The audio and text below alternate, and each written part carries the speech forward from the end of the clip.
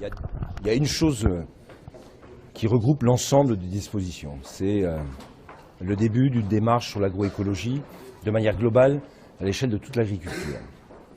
Et à l'intérieur de cette grande démarche sur l'agroécologie, on intègre bien sûr le plan Éco-Phyto 2, c'est-à-dire la réduction des phytosanitaires.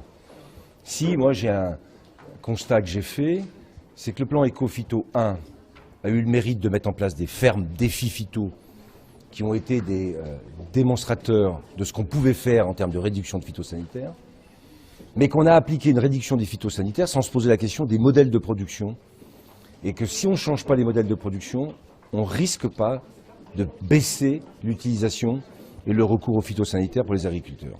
Donc qu'est-ce qu'il faut faire? Il faut à la fois changer ces modèles de production, c'est tout le projet sur l'agroécologie.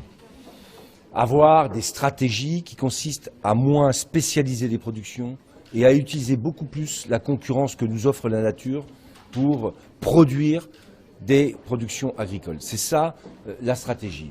Et puis ensuite, cette stratégie permet de réduire tout ce qui sont les apports en termes d'énergie fossile, tout ce que sont les apports aussi en termes de molécules chimiques, de phytosanitaires, mais on avance de manière globale, avec en plus la recherche, l'enseignement agricole, pour construire une démarche qui offre aux agriculteurs des alternatives crédibles, parce qu'on ne peut pas dissocier ce projet de la dimension économique. Ça ne marchera que si les agriculteurs, au bout du compte, ils y retrouvent un intérêt économique.